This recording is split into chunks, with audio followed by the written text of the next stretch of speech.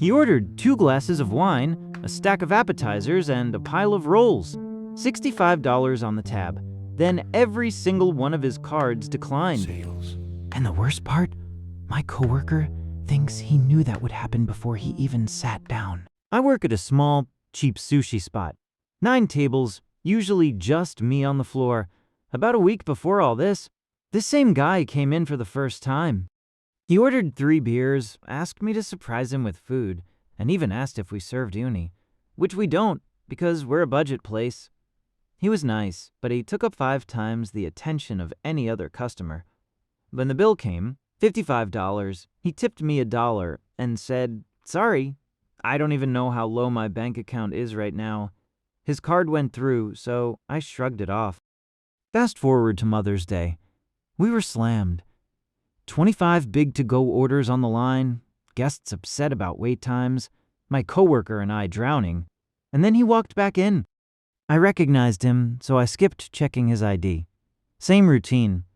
2 glasses of wine, a pile of food, 1,000 questions, $65 tab, and then he pulled out his phone to pay. Every card declined through Apple Pay. He said he'd get paid later in the week and would come back. My coworker stayed calm and asked for an ID, a card, anything to hold on to. He said he didn't have his wallet, no cards, nothing but his phone and a shoulder bag.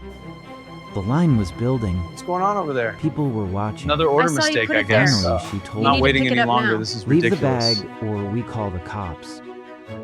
He left the bag.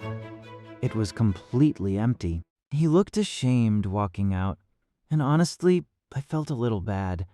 There were so many eyes on him. He did come back later, paid the bill, and picked up his bag. But my coworker told me, do not serve him again. Her theory?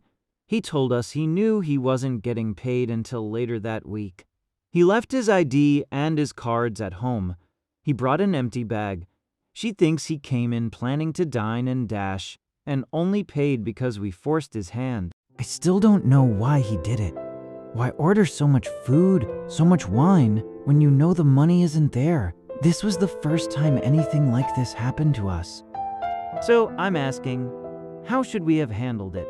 Were we too harsh or not harsh enough? Because next time, I want to be ready.